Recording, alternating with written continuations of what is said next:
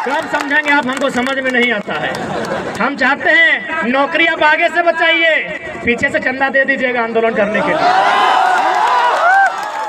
दरोगा जी पीछे से दे दीजिएगा, लड़ाई आपके बेटे के लिए है। हेमंत सोरेन आपका बेटा को दरोगा नहीं बनाएगा, उनको दरोगा हमारा आंदोलन बनाएगा। दरोगा जी से निवेदन होगा, डीएसपी भी आया तो सुन लीजिए, हेमंत सोरेन आपके बेटा को डीएसपी नहीं बनाएगा। आप किसी प्रकार सेलेक्ट हो गए हैं, अगर नीति नहीं बन पाती है, याद रखिएगा एक टीचर गारंटी नहीं ले सकता है कि उसका बेटा भी टीचर बनेगा। एक वीडियो गारंटी नहीं ले सकता है उसका बेटा वीडियो बनेगा। तो फिर दरोगा साहब काहे आप रात भर से परेशान कर रहे हैं? क्या आपका बेटा दरोगा बनेगा? गारंटी लेते हैं? अरे आप ईमानदारी से कहें तो आप अपनी ड्यूटी के लिए लड़ रहे हैं, बाकी अगर आपका बेटा का भविष्य कहा जाए ना, उसके लिए हम लोग लड़ रहे हैं।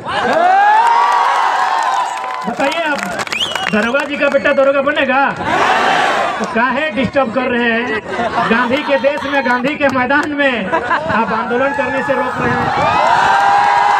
डिस्टर्ब कर रहे हैं, काहे डिस्टर्ब कर रहे हैं बताइए। चलिए अच्छा लगा, ये डर अच्छा लगा कि सभा हजारीबाग में है और प्रशासन घर में जाके हमारे दोस्तों को धमका रही है। अच्छा लगा, गब्बर खुश हुआ।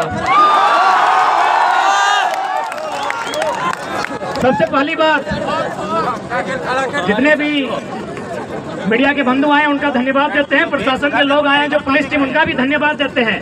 लेकिन आपको भी थोड़ा सा कानून की जानकारी होनी चाहिए कि जो भारत देश में पुलिसिया व्यवस्था है ना, वो क्यों बनाई गई है।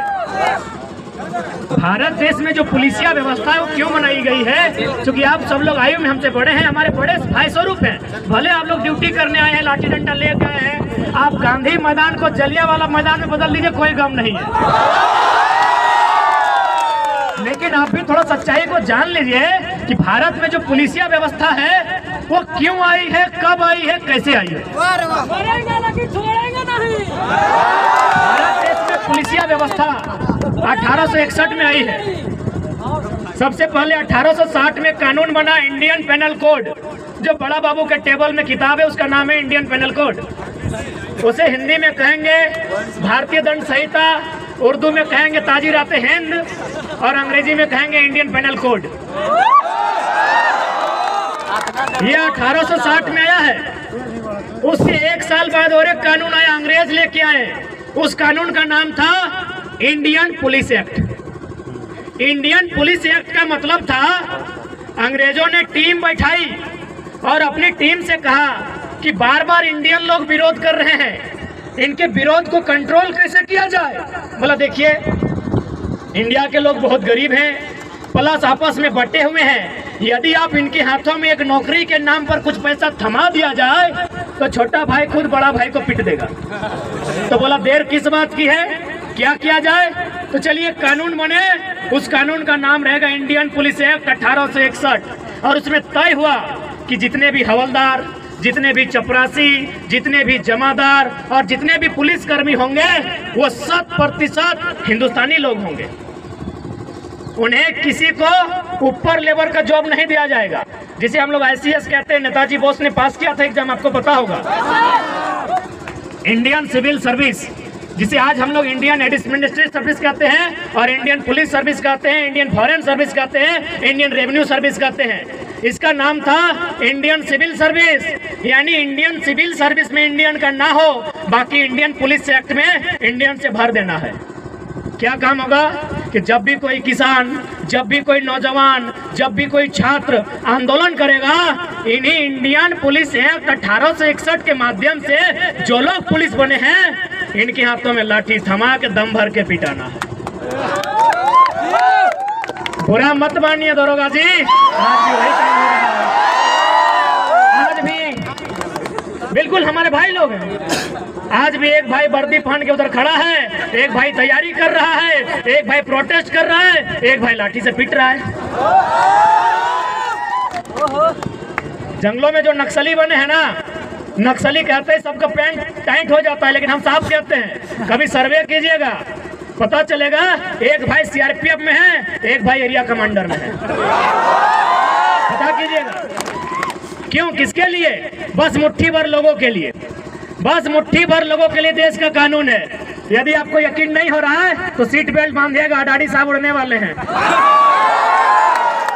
बस मुट्ठी भर लोगों के लिए कानून है इस देश में। आप क्या सोचते हैं हेमंत सोरेन कानून बना देंगे आपके लिए?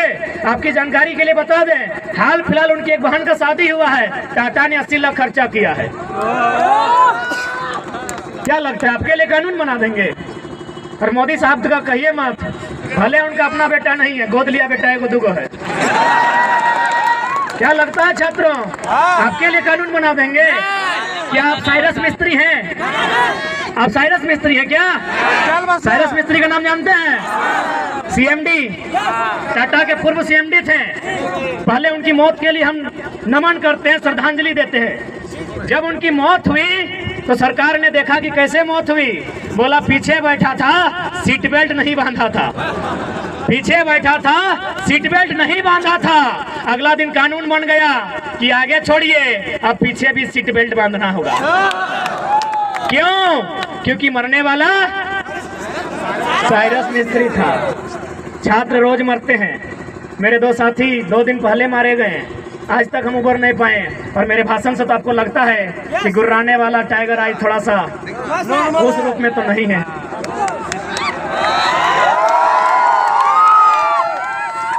क्या कोई कानून बनेगा?